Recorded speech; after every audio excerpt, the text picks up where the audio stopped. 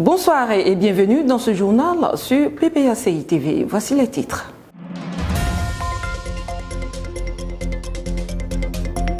Présidence exécutive du PPACI, le ministre Emmanuel Monet prend officiellement fonction. Le 50e numéro de la tribune consacrée au pacte social, l'ambassadeur Jean-Luc Wallo était face à la presse.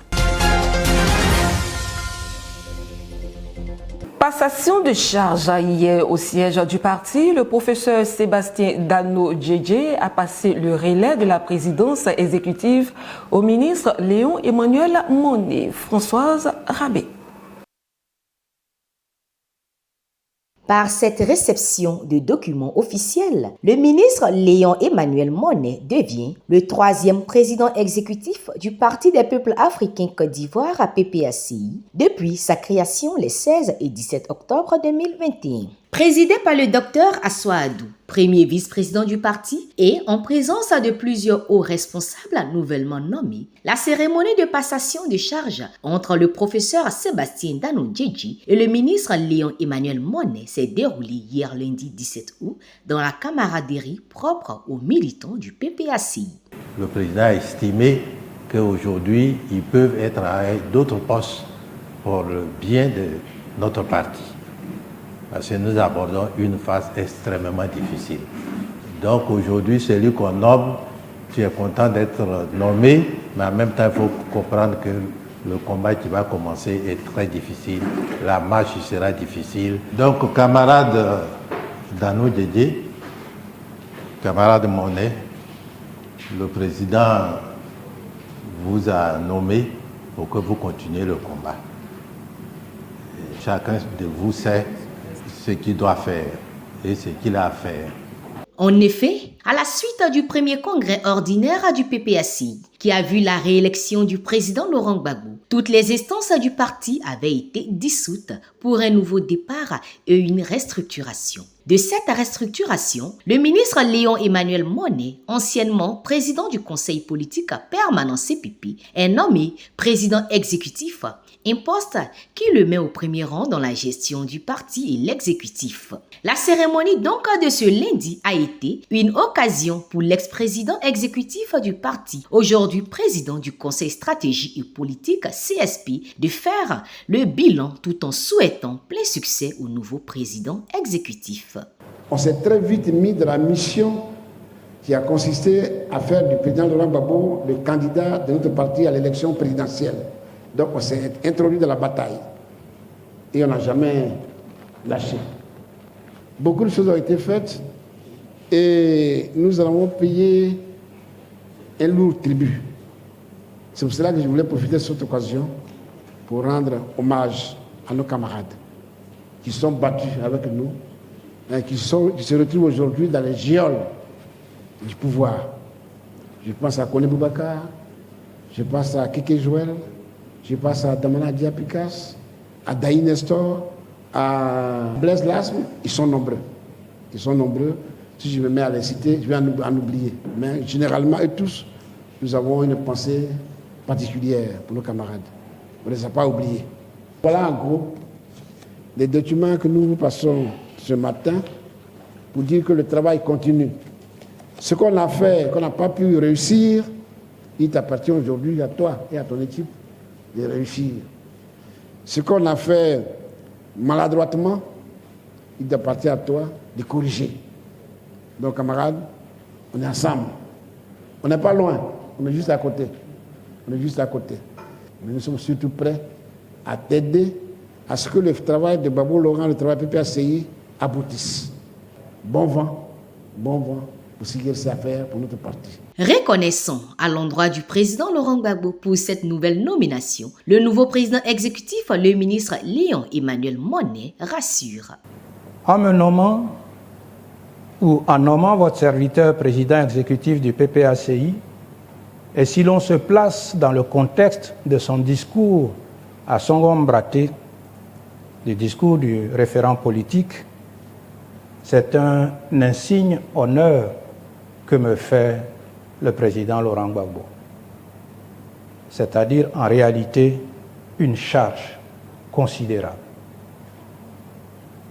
Je mesure le poids de cette fonction et je m'engage à exécuter ma mission d'ouvrier du PPACI en conformité avec nos textes, aux directives du référent politique et dans un esprit de camaraderie.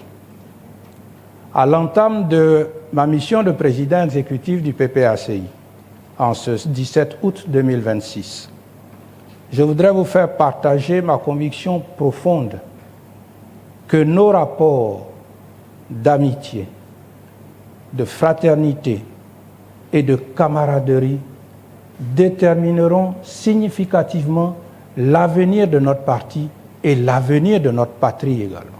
Les chantiers qui attendent le tout nouveau président exécutif, entre autres, l'implantation accrue du parti, la libération des prisonniers d'opinion, la remobilisation et la redynamisation des bases et structures spécialisées, mais surtout la cohésion et l'union sacrée autour du président Laurent Gbagbo, président du PPACI et référent politique du dit parti. À travers cette cérémonie de passation de charges, le Parti des peuples africains Côte d'Ivoire ouvre ainsi un nouveau chapitre de son histoire.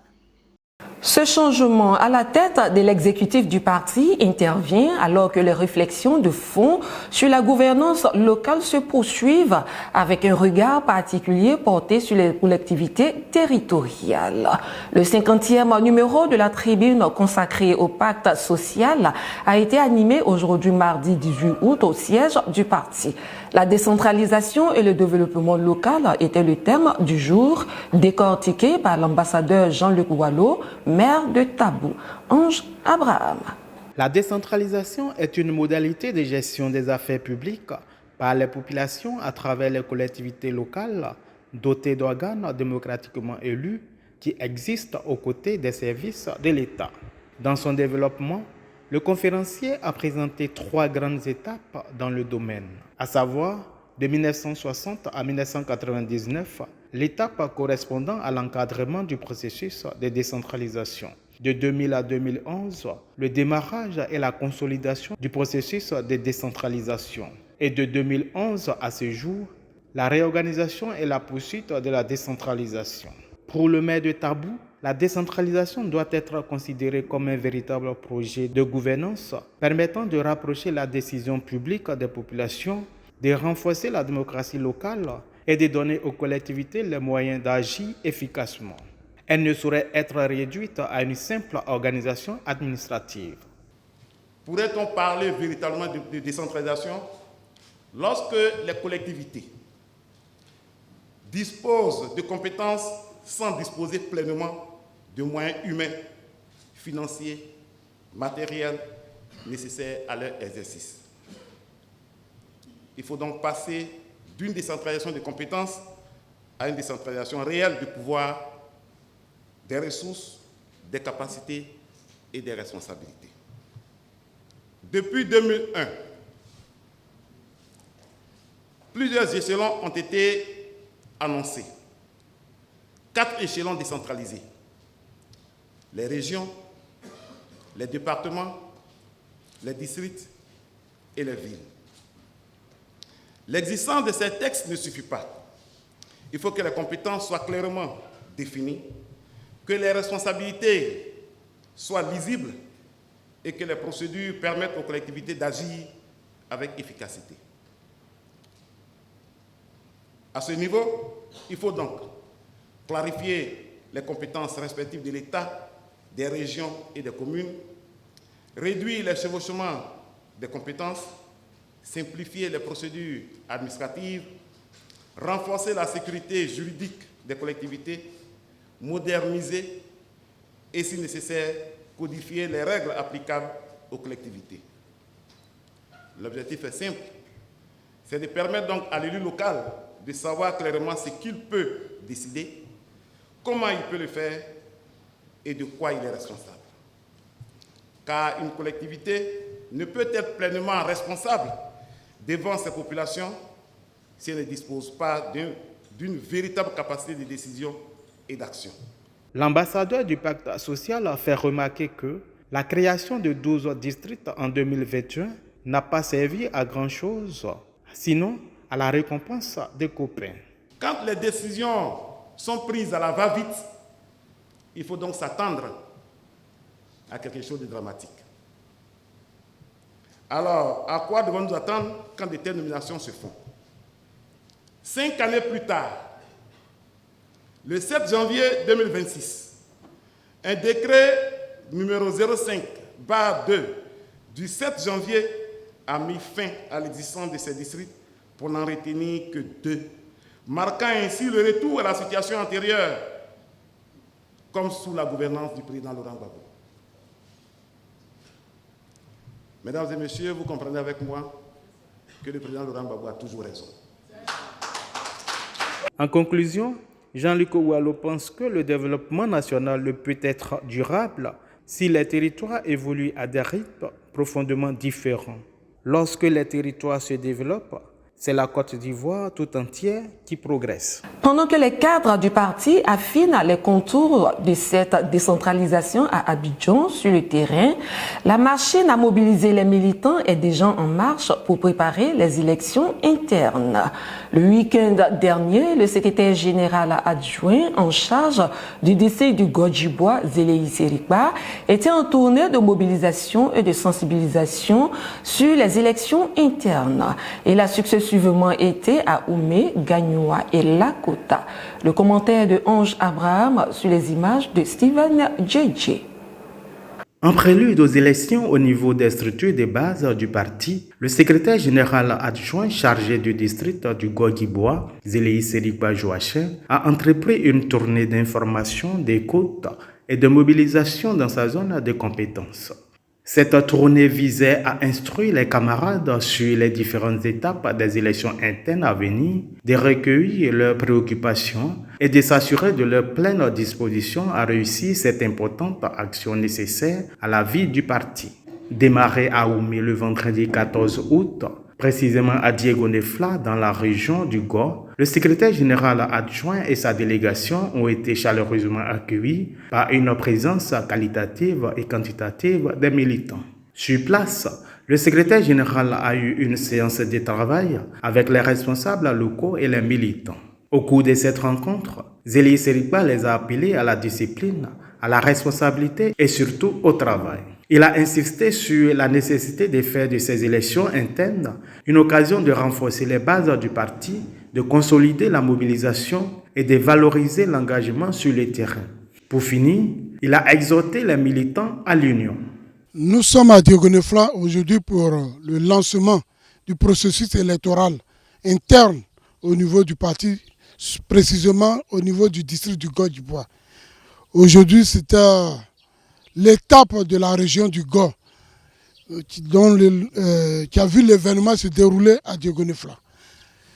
Vous avez vu les responsables du parti qui sont là, des femmes et des hommes déterminés à véhiculer le message du président Gbagbo à travers l'implantation du parti.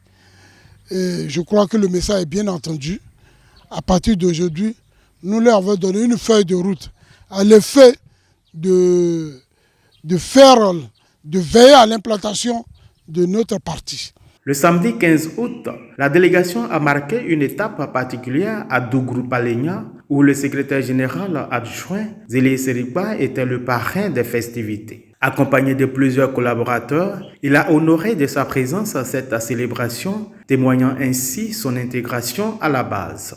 Le dimanche 16 août, la tournée s'est poursuivie à Lakota, dans le Lodjibois, avec le même processus d'information et d'échange. Au terme de cette tournée, le secrétaire général adjoint en charge du Godjibois s'est félicité de la mobilisation des militants. Nous comptons sur eux parce qu'ils nous ont promis d'organiser des AG éclatés dans toutes les sections à l'effet de donner le document de l'implantation, du recensement pour l'implantation. Je voudrais leur dire merci pour le travail qu'ils font, qu'ils abattent. Dire merci à notre référent politique pour la confiance qu'il a placée à ces responsables qui sont autour de moi et à moi.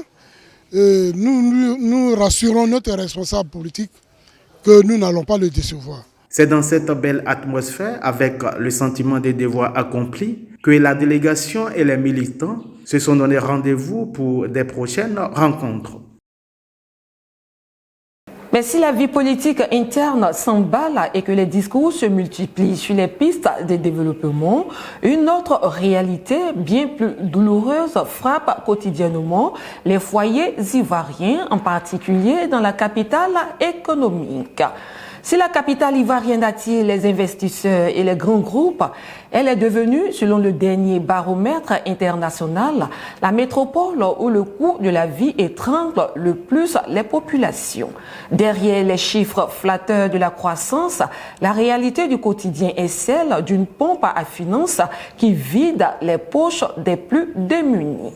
Le tableau est sans appel. L'enquête périodique de l'indice Nubéo récemment publiée vient de sacrer Abidjan comme la cité la plus chère du continent noir. Ce n'est plus une simple réputation, c'est désormais une certitude statistique. Faire son marché, se déplacer ou simplement se restaurer dans la capitale ivoirienne relève d'un luxe que peu d'autres grandes villes africaines imposent à leurs habitants. Avec un score global de 45,2 points dans le classement des dépenses courantes, la perle des lagunes distance sans effort les autres mégapoles du continent qui sont entre autres Addis Abeba en Éthiopie en deuxième position, Pretoria et Johannesburg en Afrique du Sud en troisième et quatrième position. Pour comprendre ce phénomène, il faut plonger dans les postes de dépenses qui étranglent les foyers, les denrées alimentaires, le transport et les repas hors domicile. Ces deux secteurs affichent des indices de prix culminants respectivement à 41,3 et 40,9, des niveaux qui plombent lourdement les budgets familiaux. L'indicateur du pouvoir d'achat local est à peine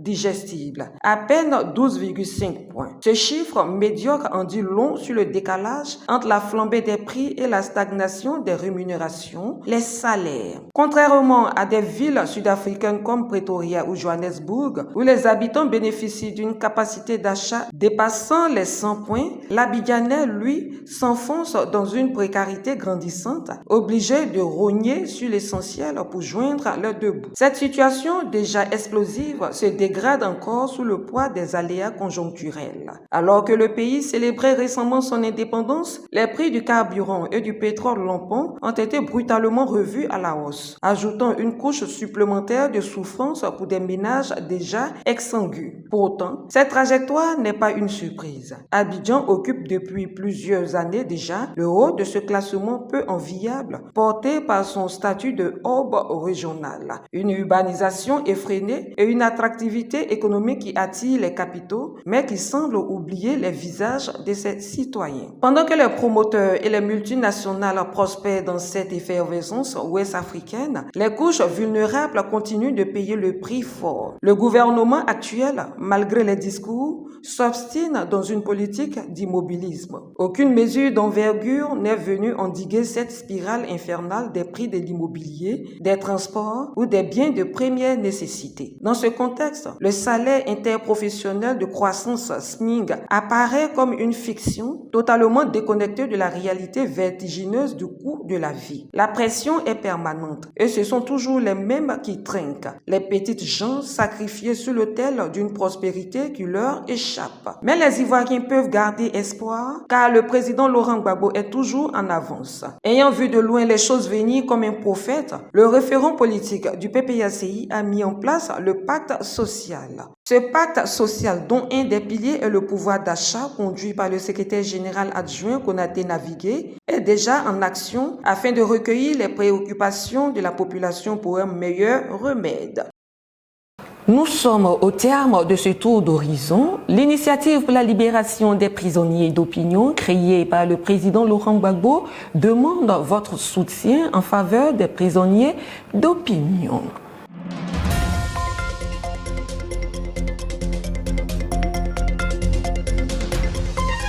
C'est ici que prend fin cette édition. Merci de nous avoir suivis. Au revoir.